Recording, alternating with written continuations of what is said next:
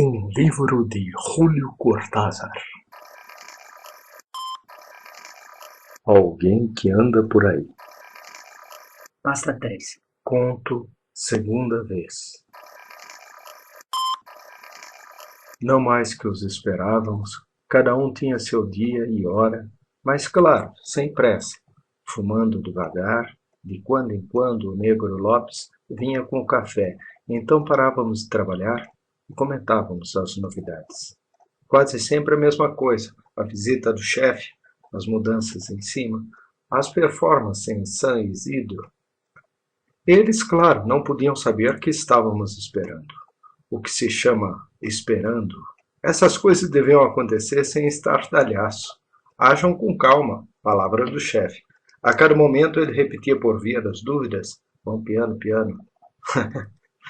E depois era fácil. Se desse algum galho, não cobrariam de nós. Os responsáveis estavam lá em cima e o chefe era a lei. Fiquem calmos, rapazes. Se houver problema aqui, eu é que dou as caras. A única coisa que peço é que não se enganem de pessoa. Primeiro, a averiguação, para não errar, e depois podem agir. Francamente, não davam trabalho. O chefe tinha escolhido escritórios funcionais para que não se amontoassem e nós os recebíamos um a um, como se deve, com todo o tempo necessário. Para gente educada como nós, cara, o chefe dizia volta e meia, e era verdade. Tudo sincronizado assim nas IBM. Aqui se trabalhava com vaselina, nada de pressa, nem de vão em frente. Tínhamos tempo para os cafezinhos, os palpites do domingo, e o chefe era o primeiro a vir buscar as barbadas que, para isso, o magro Bianchetti era propriamente um oráculo. Todos os dias era a mesma coisa. Chegávamos com os jornais, o negro Lopes trazia o primeiro café e logo começavam a aparecer para o trâmite. A convocação dizia isso, trâmite que lhe concerne. Nós só ia esperando. Agora, isso é verdade, mesmo que venha em papel amarelo, uma convocação sempre tem um ar sério. Por isso Maria Helena, a olhar muitas vezes em sua casa, o carimbo verde rodeando a assinatura ilegível e as indicações de data e lugar. No ônibus voltou a tirá-la da bolsa e deu corda ao relógio para mais segurança.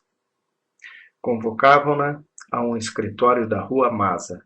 Era estranho que ali houvesse um ministério, mas sua irmã dissera que estavam instalando escritórios em qualquer parte, porque os ministérios já estavam ficando pequenos. E logo que desceu do ônibus, viu que devia ser verdade. O bairro não tinha nada de especial, com casas de 3 ou 4 andares, sobretudo muito comércio atacadista, e até algumas árvores das poucas que sobravam na zona. Pelo menos deve ter uma bandeira, pensou Maria Helena, ao se aproximar da quadra 700. Pensando bem, era como as embaixadas que estavam nos bairros residenciais, mas se distinguiam de longe pelo pano colorido em alguma sacada.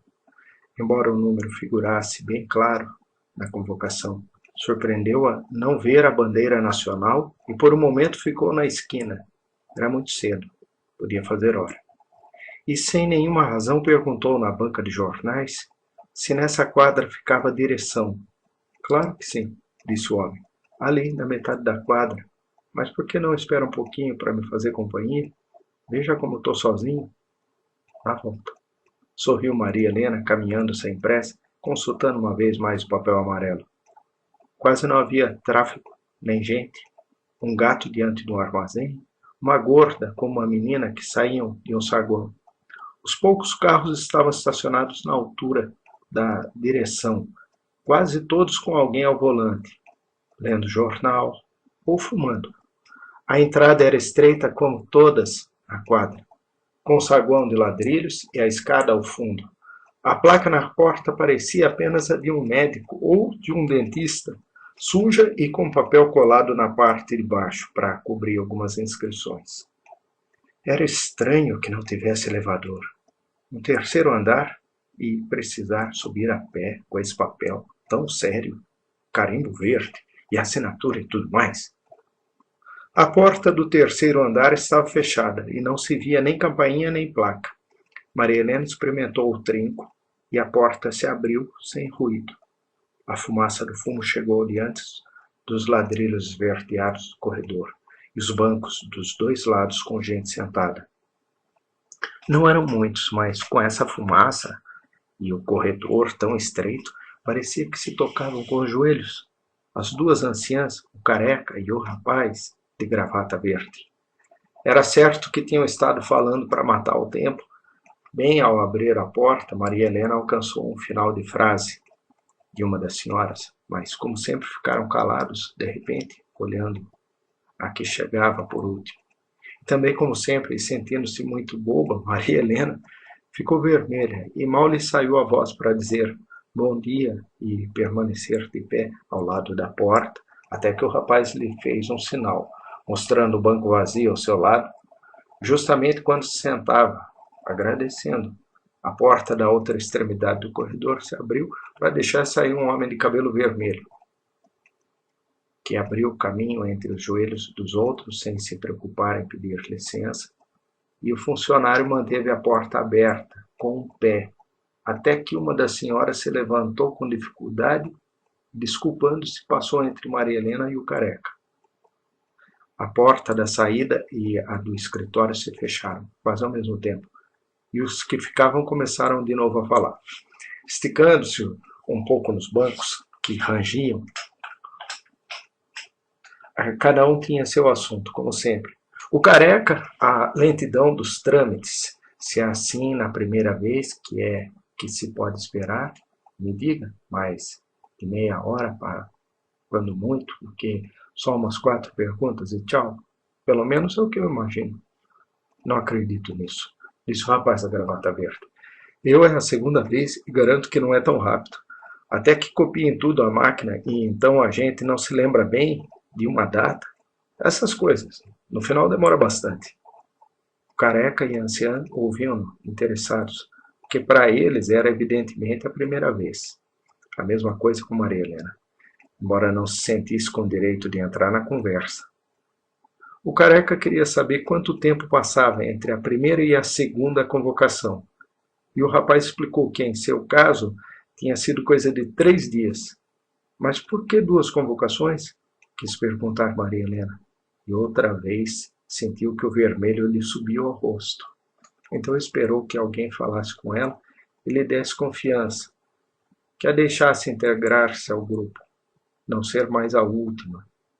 A anciã tirara um vidrinho, talvez de sais, e o cheirava suspirando. Tanta fumaça podia estar incomodando e o rapaz se ofereceu para apagar o cigarro. E o careca disse, claro, esse corredor era uma vergonha. Era melhor apagar os cigarros se sentia mal, mas a senhora disse que não. Um pouco de cansaço só. Passava em seguida. Em sua casa, o marido e os filhos fumavam o tempo todo. Quase não noto. Maria Helena, que também tivera vontade de tirar um cigarro, viu que os homens apagavam os seus, que o rapaz o esmagava com a sola do sapato.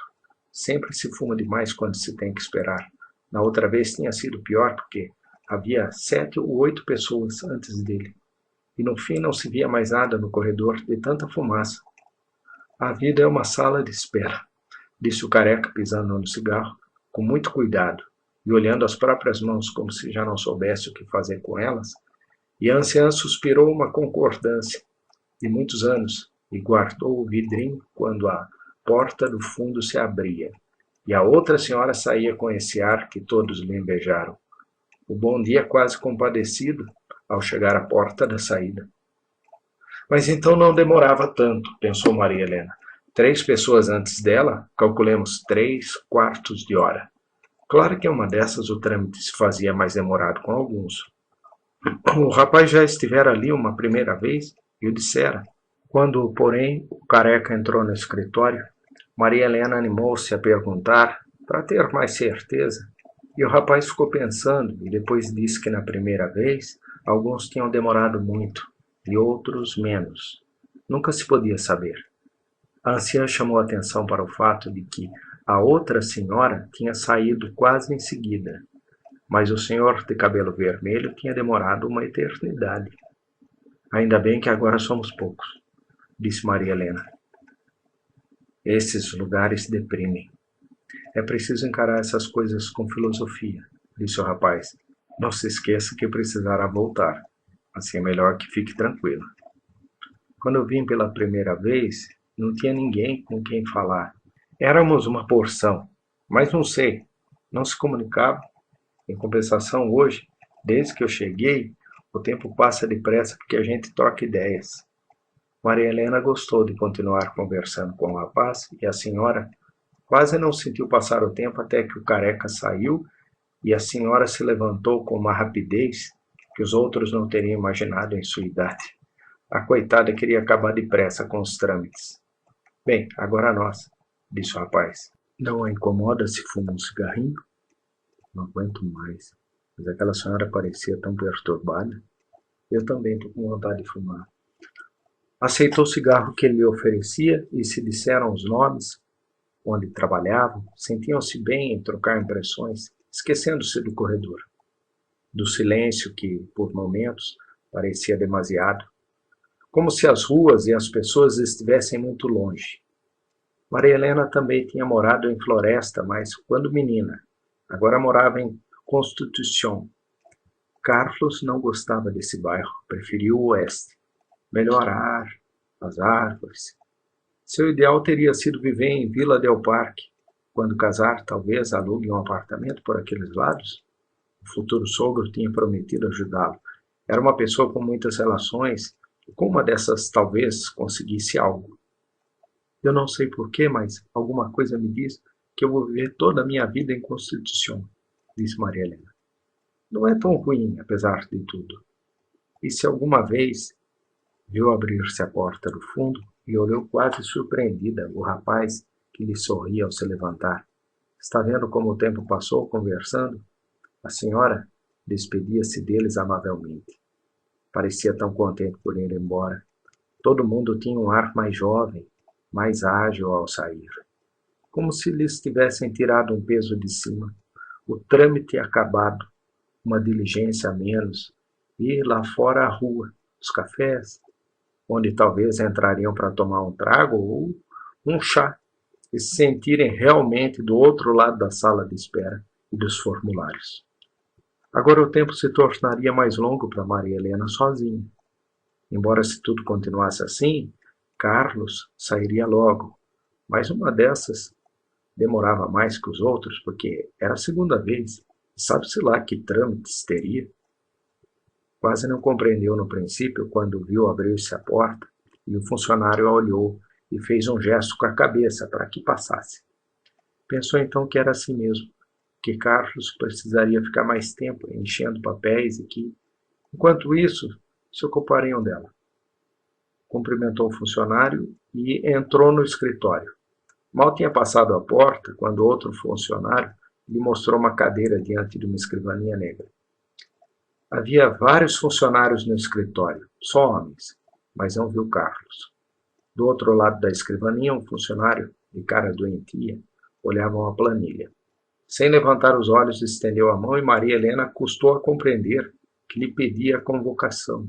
De repente entendeu e a procurou um pouco distraída, murmurando desculpas. Tirou 2 ou 3 coisas da bolsa até encontrar o papel amarelo.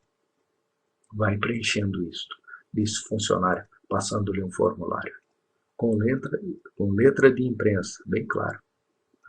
Eram as tolices de sempre. Nome e sobrenome, idade, sexo, domicílio. Entre 2 palavras, Maria Helena sentiu como se algo a incomodasse, algo que não estava de todo claro. Não na planilha, fácil de preencher os vazios. Algo fora, algo que faltava ou não estava em seu lugar. Parou de escrever e olhou ao redor. As outras mesas com os funcionários trabalhando ou falando entre si. As paredes sujas com cartazes e fotografias, as 2 janelas, a porta por onde entrara, a única porta do escritório. Profissão. E ao lado, a linha pontilhada. Automaticamente preencheu o vazio. A única porta do escritório, mas Carlos não estava ali. Tempo de serviço, com maiúsculas, bem claro. Quando assinou embaixo, o funcionário olhava como se tivesse demorado demais a preencher a planilha. Estudou um momento o papel, Não encontrou erros e o guardou em uma carpeta. O resto foram perguntas, algumas inúteis porque ela já as havia respondido na planilha, mas também sobre a família, as mudanças de residência nos últimos anos, os seguros, se viajava com frequência, para onde, se havia tirado o passaporte ou pensava tirá-lo. Ninguém parecia preocupar-se muito com as respostas. De qualquer modo, o funcionário não as anotava. Bruscamente disse a Maria Helena que podia sair, que voltasse 3 dias depois às 11. Não precisava convocação por escrito, mas que não se esquecesse. Sim, senhor, disse Maria Helena, levantando-se. Então, na quinta-feira, às 11. Passe bem, disse o funcionário sem olhar para ela. No corredor não havia ninguém, e percorrê-lo foi, como para todos os outros, um apressar-se, um respirar aliviado, uma vontade de chegar à rua, deixar tudo aquilo para trás. Maria Helena abriu a porta da saída e, começando a descer as escadas, pensou em Carlos. Era estranho que Carlos não tivesse saído como os outros. Era estranho porque o escritório tinha apenas uma porta. Claro que às vezes não se repara bem, mas por que isso não podia ser? O funcionário abrir a porta para que ela entrasse e Carlos não passara por ela. Não saíra primeiro como todos os outros. O homem de cabelo vermelho, as senhoras, todos menos Carlos. O sol estatelava-se contra a calçada. Era o ruído e o ar da rua.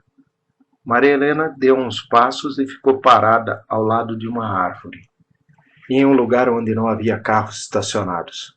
Olhou para a porta da casa, disse a si mesma que esperaria um momento para ver Carlos sair. Não podia ser que Carlos não saísse. Todos tinham saído ao terminar o trâmite. Pensou que talvez ele demorasse porque era o único que viera pela segunda vez. Sabe-se lá, talvez fosse isso. Parecia muito estranho não tê-lo visto no escritório, embora pudesse haver ali uma porta dissimulada pelos cartazes, algo que não notara, mas assim mesmo era estranho porque todo mundo tinha saído pelo corredor como ela. Todos os que tinham vindo pela primeira vez saíram pelo corredor. Antes de seguir caminho, esperara um momento, mas não podia mais continuar assim. Pensou que precisaria voltar na quinta-feira. Talvez então as coisas mudassem e a fizessem sair pelo outro lado, embora não soubesse por onde, nem por quê. Ela não, claro, mas nós sim sabíamos. Nós a estaríamos esperando, a ela e aos outros. Fumando devagarinho, conversando, enquanto o Negro Lopes preparava outro dos tantos cafés da manhã.